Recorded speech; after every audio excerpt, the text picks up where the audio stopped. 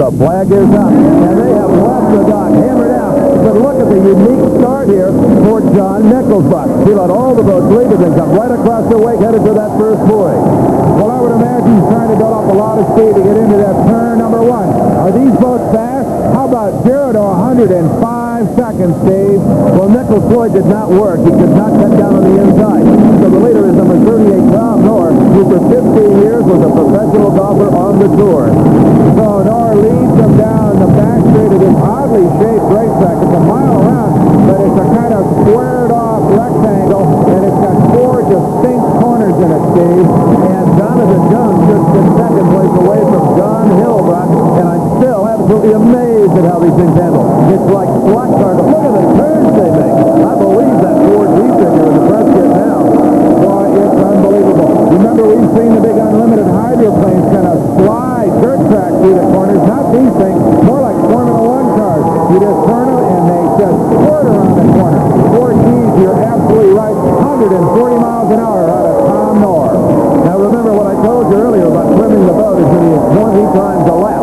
So even though they look like they're just dingle on the water, that driver is busy with those little rocker switches and that foot switch, keeping them at the proper attitude. And if you don't, the great danger in these boats is what they call a blowover. You get too much air underneath, and they'll just flop right over on their back. And believe me, at 140 miles an hour, they're smart.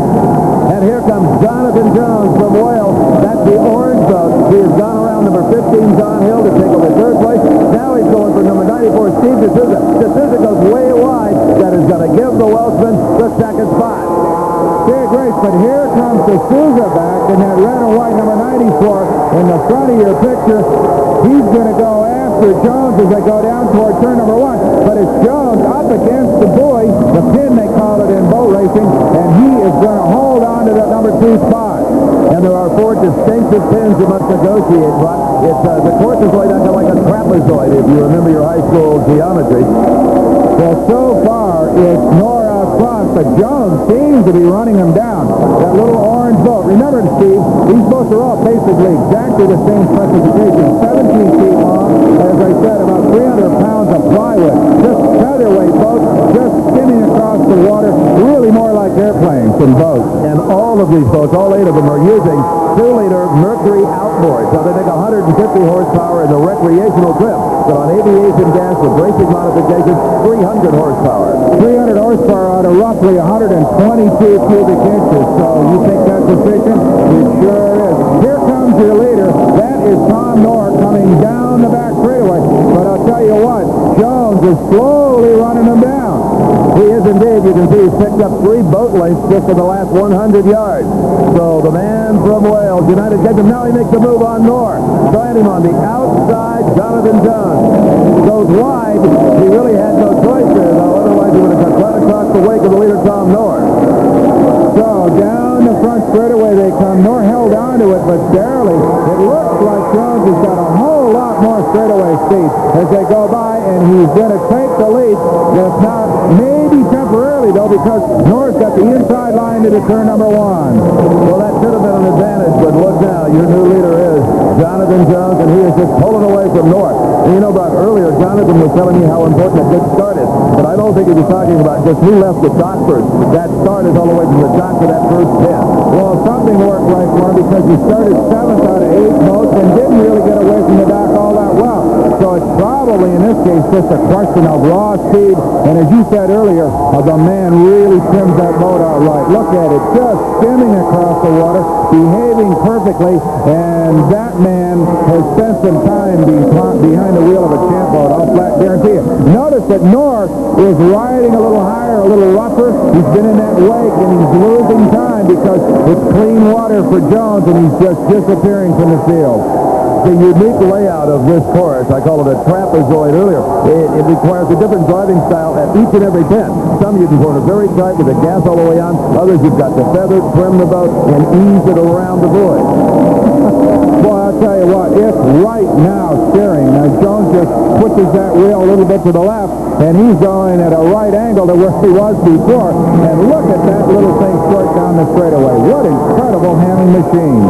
Well, it may be an unfair comparison to other forms of motorsports, but I've never seen any kind of a vehicle, land, water, or air, double corner like this. Absolutely right. As Jonathan Jones leads them home here in heat number 1 at the Champ Boat Grand Prix, Madison, Indiana. Madison, Indiana for the Madison Regatta, and we're watching the Champ Boat Grand Prix. These are the quickest little outboard boats you will ever see. 300 horsepower, under 1,000 pounds, and there's your third-place runner. That is Steve D'Souza. Well, Steve runs an office equipment company up in Spokane, Washington when he's not racing, but that's a whole lot of his life. He holds records in a bunch of different hydroplane classes, and right now, though, is concentrating on champ boats because, as he said and a whole lot of other guys say, this is the most competitive class he can participate in. And look at Steve. He is riding a little bit high in the water. It doesn't seem to have that boat trimmed out quite the way he wants it to at this moment. You know, I don't know, Buck, but it appears that the water around that particular thing was very lumpy. It was almost like he just kind of elevated the boat over it to get across. Hard to say, but he is not running quite as quickly as your leader Jones right now. Steve, one of the best in the business, though. The boat is reacting to this little chop that's coming up on this water right now, and that's, of course, turbulence created by these boats. This is Englishman John Hill, currently running fourth. Now, the name may not be familiar with a lot of American sports fans, but in England, I guarantee you they know who he is. This is a big sport all over Europe.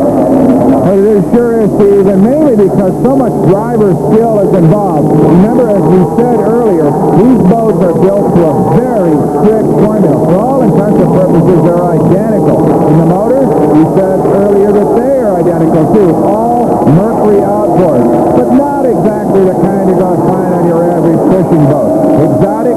Boy, tell me about it. Earlier, Steve had a look. If you think of an outboard motor as a cheap alternative to inboard power, take a look at this $13,000 Mercury outboard racing engine. It's a V6, 2,000cc capacity. It is electronically fuel-injected. The entire engine is made out of aluminum and weighs just under 300 pounds. Now, if you've owned any kind of two-cycle engine, a motorcycle, a chainsaw, you know the problem that you have fouling spark plugs because with these boats, for example, you've got 25-to-1 oil-gas mixture. Remember, they are two-strokes. Well, a dentist in Canada has come up with a twin spark plug setup on these cylinder heads just to hopefully cure that fouling problem. If one fouls, you've got a spare along for the ride. Well, here's a man who's along for the ride. He's pretty well put it on the rest of the competition. John Jones from Harding and Wales running that pretty little orange boat. He is the current leader, and he is coming down the back straight, headed for the checkered flag.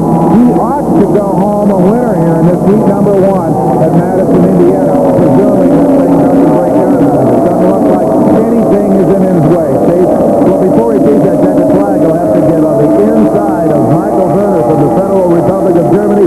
That will put Werner a lap down. Jonathan Jones is the winner of the first heat here at the Champ Boat Grand Prix.